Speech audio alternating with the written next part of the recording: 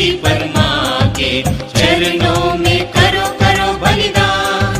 जय विवेकानंद, जय जय विवेकानंद, जय विवेकानंद, जय जय विवेकानंद।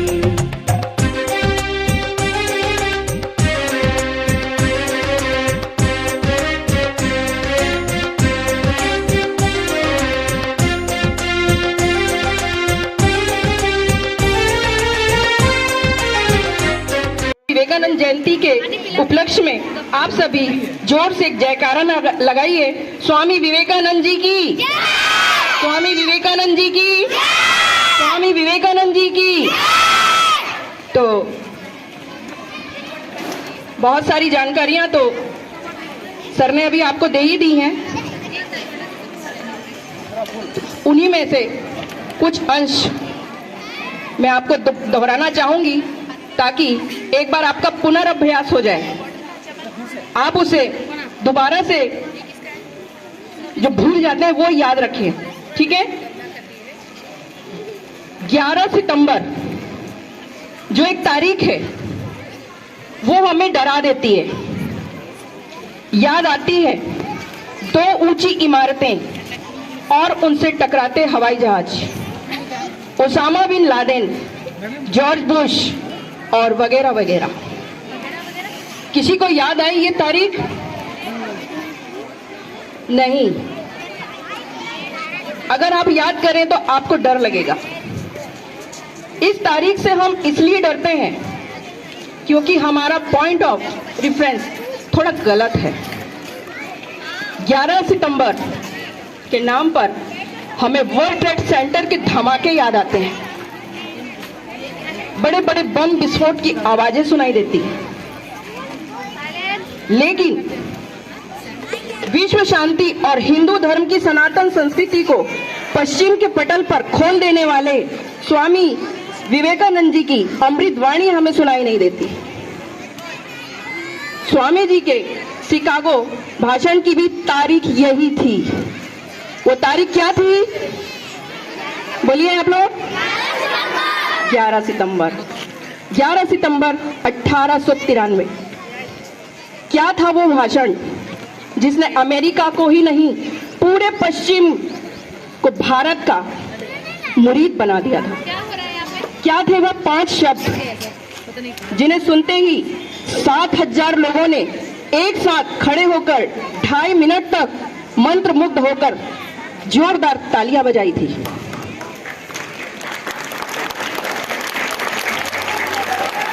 क्या थे वो 5 शब्द? अभी आपको सर जी ने बताया वो 5 शब्द क्या थे। किसी को याद है वो 5 शब्द क्या थे? बोलिए।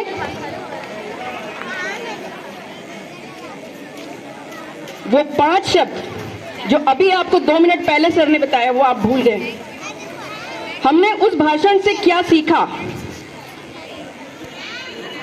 शिकागो की उस स्पीच से दुनिया के सर्वश्रेष्ठ व्याख्यानों में से वो व्याख्यान सबसे सर्वश्रेष्ठ गिना जाता है आज भी। 11 सितंबर का मतलब सिर्फ और सिर्फ नरेंद्र होना चाहिए।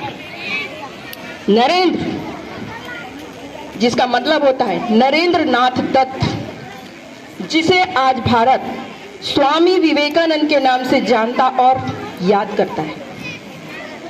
हम भारतवासियों को 11 सितंबर क्यों याद रखना चाहिए? क्योंकि उस दिन एक युवा सन्यासी ने पश्चिमी देशों के सूट बूट वाले महान बड़े बड़े विद्वान लोगों को बौना साबित कर दिया था।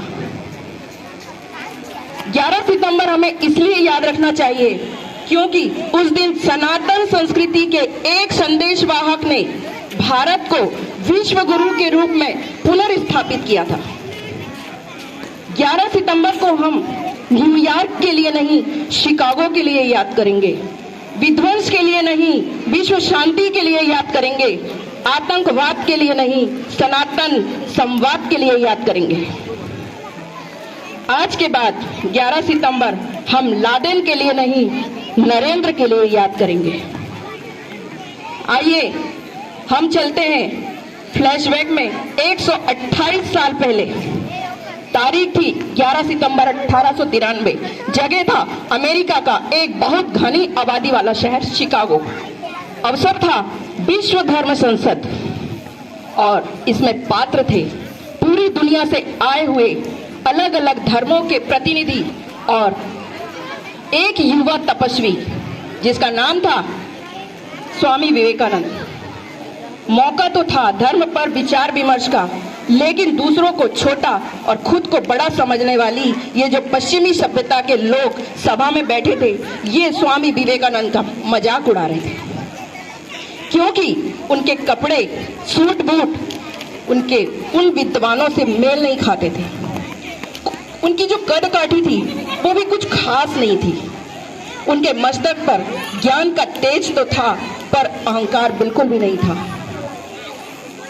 भारत को तीसरी दुनिया कहने वाले जो पश्चिमी लोग थे, वे भारत को सपेरों का देश कहते थे और मन ही मन स्वामी जी पर हंस रहे थे। भारत विश्व की प्राचीन सभ्यता कहता है खुद को। वो आपस में चर्चा कर रहे थे, क्या कहते थे कि भारत विश्व की प्राचीन सभ्यता तो खुद को बताता है, बात बात में वेद और उपनिषद खोलकर बैठ जाता है, जहां बात मुकाबले की आई पीछे हट जाता है। आज लेकिन एक लकड़ी का सिपाही जंग लड़ने के लिए भेज दिया, ऐसा ऐसा बोलकर उनका मजाक उड़ा रहे थे। फिर भी स्वामी जी उस सभा में शांति से बैठे रहे और अलग अलग धर्मों, अलग अलग देशों के विद्वान को एकाग्र होकर सुनते रहे। लोग अलग थे, धर्म अलग थे, पर दावा सबका एक ही था कि मेरा सिद्धांत जैसा कोई सिद्धांत नहीं, मेरा वंश जैसा कोई वंश नहीं। थोड़ी देर बाद विश्व धर्म संसद से स्वामी विवेकानंद जी का नाम पुकारा गया और स्वामी जी अपनी जगह से उठकर मंच की ओर बढ़ने लगे। उस समय स्वामी जी की उम्र कितनी थी? अभी आपको सर ने बताया कितनी थी स्वामी जी की उम्र जिस समय वो भाषण देने खड़े हुए थे। 30 ईयर, 30 साल। 30 साल का ज्योति पुंज था, ज्ञान पुष्प का सुरभि पुंज था, मस्तक पर अरुणिम वो रेखा, चकित रह गया जिसने देखा। शब्द सुदर्शन धारी था वो, देवदूत अवतारी था वो।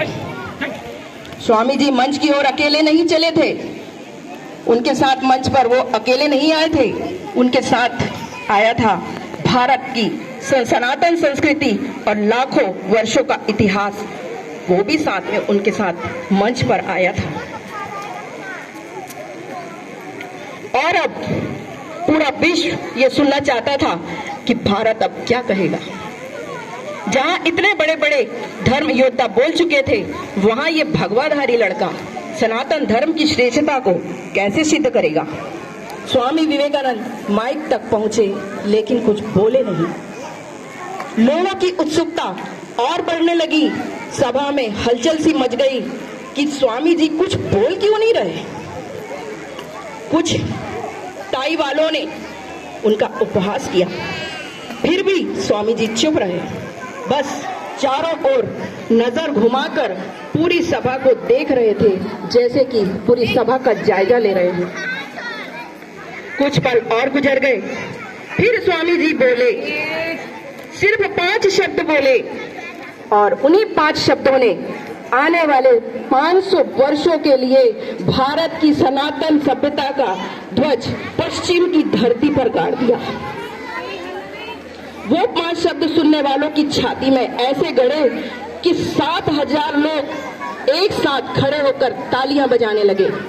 वो 5 शब्द पूरी दुनिया के लिए विश्व बंधुत्व का संदेश लेकर गूंज उठे और आज तक गूंज रहे हैं।